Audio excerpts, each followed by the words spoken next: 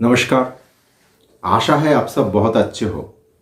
दोस्तों, पिछले 3 एपिसोड में हम लोगों ने मार्केट में कितना प्रकार का ट्रेडर होता है, क्या है उन लोगों का परिचय, क्या है उन लोगों का काम करने का तरीका, ये सब चीज़ के ऊपर रोशनी डाल रहे हैं।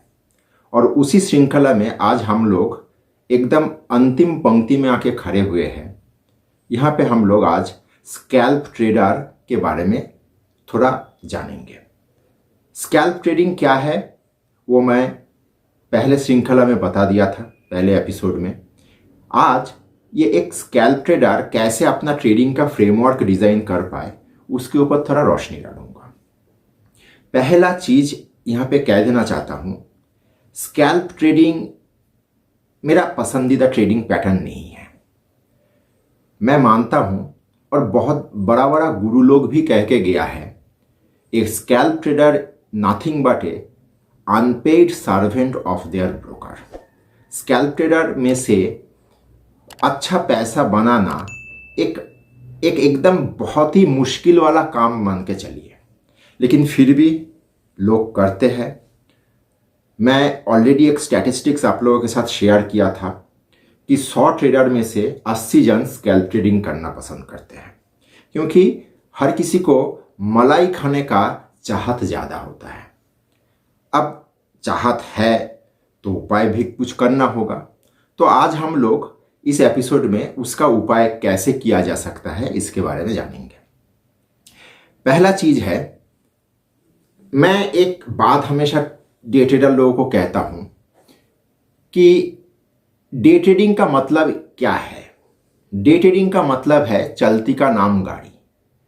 मतलब जो चल रहा है उसके ऊपर चढ़ जाओ और वहाँ से बहती गंगा में हाथ धो के निकल जाओ। अब देखिए, आर्बिट्रेज, जॉबिंग, ये सब तो इंस्टीट्यूशनल लेवल का काम होता है, और इंडिविजुअल लेवल में भी अगर आप उस तरह का काम करना चाहते हो तो बड़ा फंड का आवश्यकता पड़ता है मार्जिन पॉइंट ऑफ व्यू से, क्योंकि ट्रेड तो बिना मार्जिन से होगा नहीं। एक्सचेंज को मार्जिन वगैरह देना पड़ता है। आज के तारीख में मार्जिन नियम बहुत ही कड़ा हो गया है। अगर आप एक इंडिविजुअल लेवल में आप अगर एक स्कैल्प ट्रेडर बनना चाहते हो या डे ट्रेडर बनना चाहते हो तो कौन सा बिंदु को आपको दिमाग में रखना होगा, यहाँ पे उसके बारे में हम लोग चर्चा करते हैं। पहला चीज, स्कैल्प ट्रेडिंग अगर आप करना चाहते हो तो आपका स्टडीज में कहीं पे कोई फंडामेंटल का भूमिका नहीं है, क्योंकि आप सुबह से शाम तक का आपका काम है। 9:15 में मार्केट ओपन होता है, 3:30 बजे बाजार बंद हो जाता है। 9:15 से 3:30 के बीच आपको शेयर खरीदना होता है, बेचना होता है, या बेचना होता है, खरीदना होता है, स्क्वायर अप करके नक्की करना होता है। तो इस फेज में आप कंपनी का मालिक का नाम क्या है, कंपनी क्या बनाता है, कहाँ बेचता है, बैलेंस शीट क्या, ये सब का क्या कोई तात्पर्य नहीं रह जाता। यहाँ पे प्योरली आपको टेक्निकल के आधार पे काम करना होता है, और टेक्निकल छोड़ के कुछ एक चीज को आपको ध्यान में रखना होता है जो मैं आगे बता रहा हूं। पहला चीज है, यहाँ पे अगर आप टेक्निकल के आधार पे ही काम करना चाहते हो तो प्रथम एवं प्रधान चीज जो आपको ध्यान रखना होगा, आपको मोमेंटम स्क्रिप्ट पकड़ना होगा। मोमेंटम स्क्रिप्ट मतलब कौन सा शेयर में मोमेंटम है। हर रोज एक नया दिन है, नया सुबह है, नया माहौल है, और उस माहौल के आधार पे आपको काम करना होता है। आज अगर आईटी शेयर चल रहा है, जरूरी नहीं कि कल भी आईटी शेयर चले। वैसे आईटी शेयर कल भी चल सकता है, ऐसा भी नहीं है कि आज चल रहा है इसलिए कल नहीं चलेगा। तो बात को आप समझने का कोशिश करिए। आज आईटी का दिन है, आईटी चल रहा है, तो आपका पूरा फोकस आईटी के ऊपर रहेगा।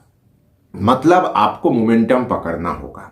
जो शेयर में मोमेंटम चल रहा है, नया हाई बनाते हुए निकल रहा है, आप उस बहती गंगा में हाथ धो के निकल जाओ, चलती का नाम गाड़ी। पहला चीज, आप मोमेंटम पकड़ना होगा। दूसरा क्या? दूसरा बात यह है कि आपको मार्केट का ओवरबॉट ओवरसोल्ड को ठीक तरीके से नापना आना चाहिए। मतलब एक शेयर चल रहा है, चलते हुए मान लीजिए एक उदाहरण के तौर पे अगर मैं बात करूं,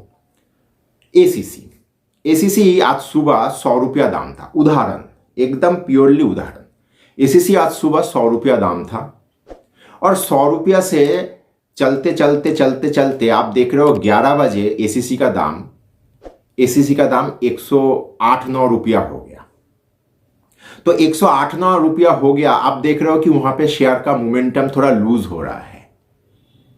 आपको पढ़ना आना चाहिए कि ये ओवरबॉट में है या ओवरबॉट में घुस गया है, ओवरबॉट में हाँप रहा है, शेयर हाँपता भी है। जैसे हम लोग यहाँ से अगर मैं भागना शुरू करूँ तो 300 मीटर जाने के बाद मैं हाँपूंगा तो शेयर भी हाँपता है।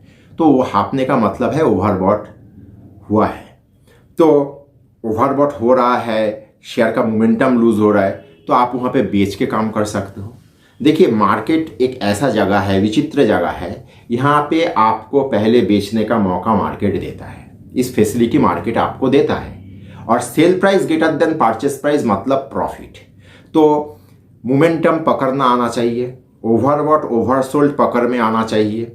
और एक चीज़ यहाँ पे विशेष तौर पे ध्यान में रखना होगा, उस पर्टिकुलर स्क्रिप्ट जिसमें आप ट्रेड लेने का रुचि रख रहे हो आज के लिए, उसका फ्रीजिंग पॉइंट भी आपको ध्यान में रखना होगा। मतलब कोई शेयर 5% में फ्रीज हो जाता है, कोई शेयर 10% में फ्रीज होता है, किसी शेयर का 20% का फ्रीजिंग लिमिट होता है। तो आप ऐसा शेयर चुनने का कोशिश करोगे डे ट्रेडिंग के लिए जिस स्क्रिप्ट में 10 या 20% का फ्रीजिंग लिमिट में काम होता है। इससे क्या होता है, आपका कुछ पैसा बनने का गुंजाइश रहता है, क्योंकि आज के आज ही आपको लेना भी है, आज के आज ही आपको बेचना भी है। तो ये सारा चीज को अगर आप ढंग से अगर दिमाग में रखते हुए काम करोगे तो मेरे हिसाब से एक स्कैल्प ट्रेडिंग का सेटअप आप डिजाइन कर सकते हो। दोबारा बोल रहा हूँ, स्कैल्प ट्रेडिंग मुश्किल काम है। स्कैल्प ट्रेडिंग इतना सब करते हैं, लोगों का सक्सेस रेट अच्छा नहीं होता है। जैसे क्रिकेट का 3 फॉर्मेट होता है, टेस्ट क्रिकेट, 1 डे क्रिकेट और 2020 क्रिकेट। तो स्कैल्प ट्रेडिंग को आप 2020 क्रिकेट का फॉर्मेट के साथ आप तुलना कर सकते हो। 2020 क्रिकेट फॉर्मेट जो है वो मनोरंजन के लिए बहुत बढ़िया होता है, लेकिन उसमें से क्रिकेट का जो क्लासिक फ्लेवर है, सचिन बोलिए एक बहुत बढ़िया शॉट खेला, द्रविड़ क्रीज में डटे हुए हैं, तो इस तरह का जो एक होता है फीलिंग्स, जो लोग टेस्ट मैच का मजा लेते हो वो समझ सकते हो मैं कहना क्या चाह रहा हूँ। उस तरह का चीज आपको डे ट्रेडिंग में या स्कैल्प ट्रेडिंग में मिलेगा नहीं। यहाँ पे आपका एक एवं एकमात्र फोकस ये रहना होगा कि आपको घुसना है और बहुत जल्दी वहां से 2-5 रुपया बना के निकल भी जाना है। तो स्कैल्प ट्रेडिंग आप इस तरह से एक सेटअप बना सकते हो, जहां पे आपका मोमेंटम पकड़ना होगा, जहां पे आपको आपका ओवरबॉट ओवरसोल्ड पकड़ना होगा, और आपका पर्टिकुलर स्क्रिप्ट का फ्रीजिंग लिमिट बड़ा हो, इस तरह का स्क्रिप्ट को आपको पकड़ना होगा। इस तरह का चीज को लेके आप एक ट्रेडिंग सेटअप डिजाइन कर सकते हो। दोबारा बोल रहा हूं, ट्रेडिंग अगर आप करोगे स्कैल्प ट्रेडिंग में तो उसमें ये व्यू रहना चाहिए, लाभ हो या लॉस हो वो आज के आज ही आपको निपटाना होगा। ऐसा ना हो कि 100 रुपया में लिया 95 हो गया, ब्रोकर को बोल दिए कि डिलीवरी ले लीजिए, आपके पास मेरा पैसा पड़ा हुआ है। स्कैल्प ट्रेडिंग या डे ट्रेडिंग का सौदा कभी डिलीवरी में मत लिया कीजिए, ज़्यादातर लोग वही करता है। और सौदा स्ट्रिक्ट स्टॉप लॉस के साथ लिया करिए, ताकि आपका अगर स्टॉप लॉस कट भी जाए तो आपका कम पैसे के ऊपर आपका रिस्क खत्म हो जाए। और थोड़ा देखते करते करते लॉस को ज़्यादा बढ़ाइए मत, क्योंकि ट्रेडिंग का फिलोसफी ये कहता है कि आपका रिस्क रिवॉर्ड रेशियो ठीक तरीके से सही बैठना चाहिए। आप अगर स्क्रीन के सामने आज सुबह डे ट्रेडिंग करने के लिए बैठे हो तो आप कितना वहाँ से प्रत्याशा एक्सपेक्टेशन आपका कितना है वो भी आपके पास क्लियर नॉलेज रहना चाहिए। और आप एगेंस्ट मार्केट अगर आपका एगेंस्ट में है तो आप कितना पैसा मार्केट को दे के निकल जाओगे उसका भी एक क्लियर पिक्चर आपके पास रहना चाहिए। आप अगर मान लीजिए मार्केट से आज 5,000 रुपया कमाना चाहते हो तो उसका एगेंस्ट में मार्केट को अगर आप 2,000 रुपया देना चाहते हो तो इसको रिस्क रिवॉर्ड रेशियो के हिसाब से सही कहा जाएगा। तो इसका मतलब है अगर 2,000 रुपया आज आपका लॉस हो गया तो मार्केट को प्रणाम करिए, निकल जाइए, आज का दिन आपका लिए नहीं है।